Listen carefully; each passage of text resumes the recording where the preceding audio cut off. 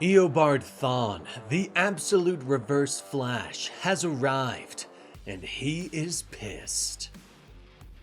Wally finds himself in a strange world, with the spectral form of Barry Allen walking towards him. Slowly, he backs away. "Wally, welcome home," Barry says as he holds out a hand. "Dr. Allen? But how are you?" Wally begins to stutter, but another specter joins Barry. This one speaking in an alien language. "Easy, he just got here," Barry says to the alien. Wally looks around in wonder at the strange world around them. "I've seen this place, but it was like a dream. Where are we, Dr. Allen?" Wally asks softly. Barry motions Wally to follow him and begins to lead him through the destruction that surrounds them. In the distance, Wally can see a great swirling storm. Red lightning, like when he runs fast, crackling within it. This place, we call it Stillpoint. Think of it as the eye of a great never-ending storm, Barry tells him. He kneels down and begins to use his finger to draw in the dirt. "This energy all around us is where your power comes from. An energy made of the pure red stuff of life itself. At the start of all things, there was only light. It is pure and perfect. It's all that was and all that can be. And we are here at the center of everything," Barry says as he taps the center of his drawing. Wally just gets angry. "This means nothing to me. What are you even talking about? How are you alive here? And what was that thing that escaped into your lab?" Wally snaps. He glances to his left as a spectral fish slowly swims up to him midair and burbles in another language. "And what the hell is that?" Barry smiles and shrugs. "I call that one Flish. They are all scientists, like me," Barry tells him, explaining that other scientists have found their way to the Stillpoint from their own worlds. And like me, they didn't survive the journey across. Our bodies were destroyed when we opened the portals that led us here. Now, we are trapped here," Barry tells him, explaining that Wally is special because he still has his body. "The accident that killed me changed you, Wally. You're connected to this place, but you can't stay here. You have to go home." Meanwhile, back at Fort Fox, Thawne bellows in anger. His body is a rippling merge of energy and flesh, his eyes glowing as red lightning crackles off of him. "Home!" he roars. Eleanor looks at her grandfather in shock. "Grandfather? It's me, Eleanor," she says as she takes a step forward. But Thawne cannot hear her. "One! Only one!" he bellows. The energy surges off of him and destroys the lab, but Trickster is there, shielding both herself and Eleanor. "No, this can't be him. This can't be what it's all been about," Eleanor whispers. "Doesn't matter now. We need to get as far away from that thing as we can," Trickster snaps at her. Outside the lab, the rogues are pushing forward as all the scientists and soldiers rush past them, fleeing quickly. "Let's get inside," Snart orders his squad as they head inside, Digger's drone scouting ahead. "I don't like this," Snart whispers. Meanwhile, back in the lab, Eleanor and Trickster stumble back as more debris slams against Trickster's shield. "If I can get to Alan's lab, I might be able to reopen the gateway," Trickster suggests. Eleanor shakes her head as another wave of energy hits them. "Soon, there's not going to be any of Alan's equipment left," she snaps. But the doors to the lab fling open and the rogues rush in. Digger's drones begin to buzz around Thawne's head, and he roars at the annoying distraction. "We'll draw that thing away. Just hurry up and do what you need to do, Jesse," Snart shouts. Meanwhile, in the Stillpoint, Wally is still following Barry and his new spectral friends. Like you, Eobard Thawne and Jay Garrick must have been changed by this place, Wally. Not destroyed like the three of us were, Barry says as he leads Wally to the bones of a fallen service member. "We were not the first to find this place. Many others from many worlds. But Thawne and Garrick, When they crossed over, they didn't die. At least, not right away.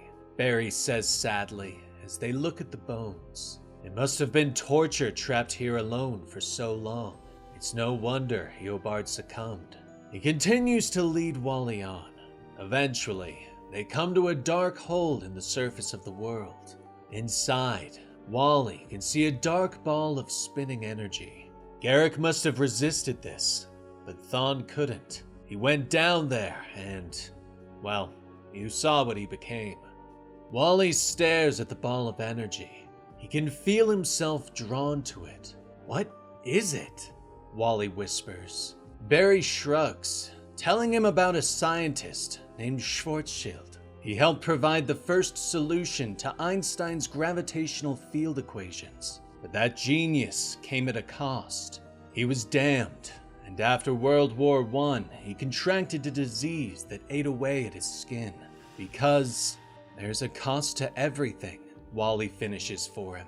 You're afraid I've become damned too. Barry looks at Wally, asking how he knew he was going to say that. I just remembered this conversation.